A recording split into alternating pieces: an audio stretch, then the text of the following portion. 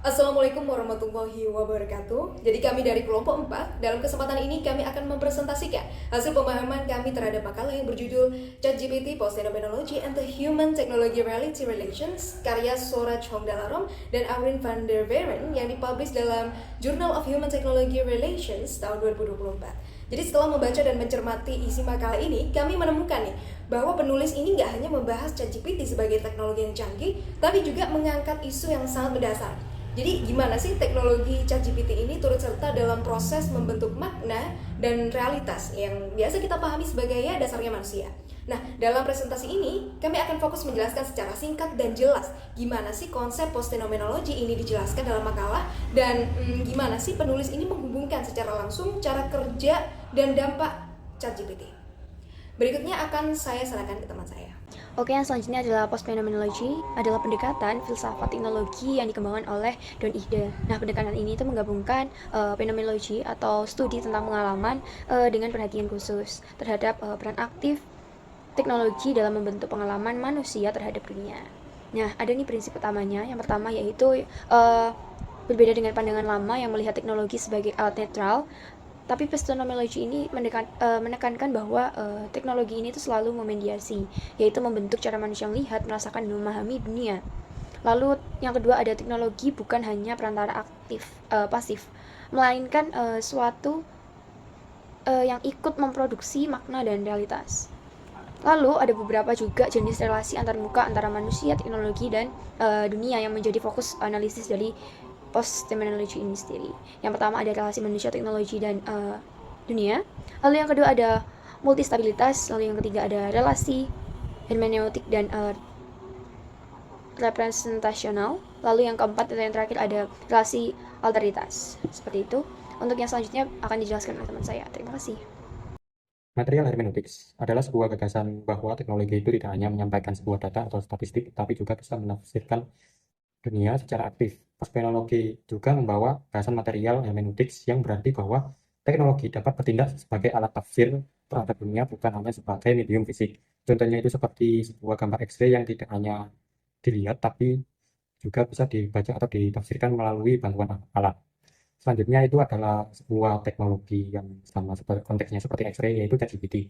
ChatGPT dalam konteks ini termasuk karena ia diposisikan oleh penulis sebagai alat baca terhadap realitas karena ia menerima input baik itu dari dunia atau manusia dan dapat menghasilkan output pemaknaan sintetik terhadap realitas tersebut. ChatGPT sebagai agen hermeneutics.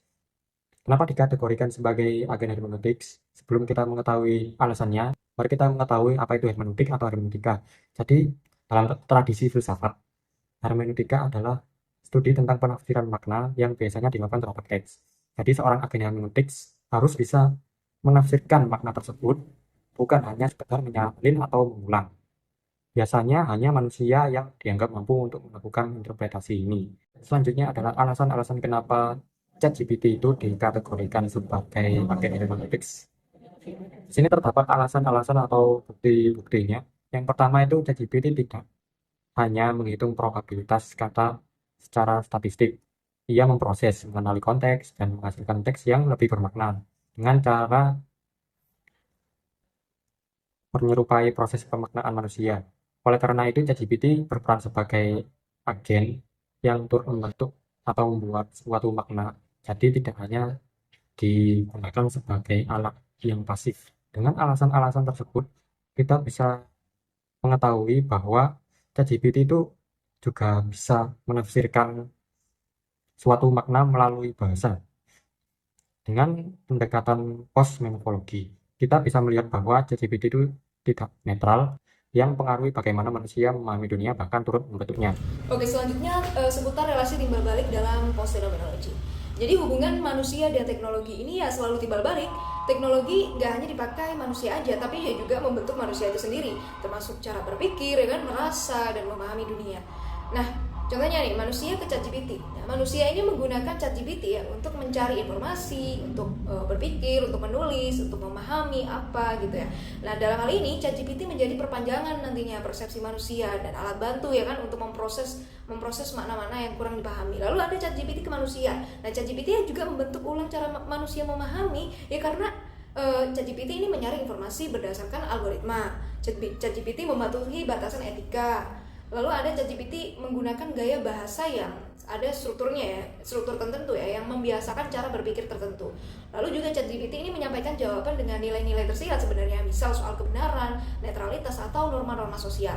Nah, berikutnya realitas terbentuk melalui bahasa teknologi. Nah, jadi di makalah ini mengaitkan ya antara ChatGPT dengan pergeseran post-phenomenology ke arah post-anthropocentric ya. Ya ini menolak nih bahwa hanya manusia yang bisa menafsirkan dunia. Yang mengakui bahwa ada entitas non manusia kayak ChatGPT ini juga bisa ikut terlibat dalam produksi makna ya, meskipun caranya berbeda dari manusia. Karena ChatGPT bekerja melalui bahasa, ia terbentuk dari cara manusia memahami melalui representasi, linguistik, struktur narasi dan sebagainya. Jadi makalah ini menunjukkan nih bahwa ChatGPT dapat menekan nih cara-cara tertentu dalam memahami dunia. Seperti apa sih itu etika, gimana sih argumen disusun, dan apa sih yang pantas dikatakan dalam konteks tertentu. Nah, kesimpulannya apa? Jadi makalah ini mengaitkan post-phenomenology dengan ChatGPT dengan menegaskan bahwa ChatGPT ini bukan hanya sekedar alat pasif yang menjalankan perintah saja.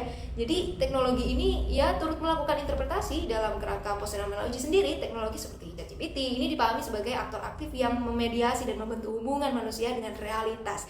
Jadi ChatGPT nggak hanya membantu manusia memahami dunia aja, tapi juga ikut mempengaruhi cara manusia membangun makna melalui bahasa, etika, pengetahuan ya yang ditawarkan. Dengan demikian, makalah ini menunjukkan bahwa ChatGPT adalah bagian dari hubungan hermeneutik ya kan antara manusia, teknologi, dan dunia. Karena itu ya kita perlu meninjau kembali nih pemahaman tradisional tentang arti. Apa sih itu memahami dan menafsirkan di era kecerdasan buatan ini. Seperti itu.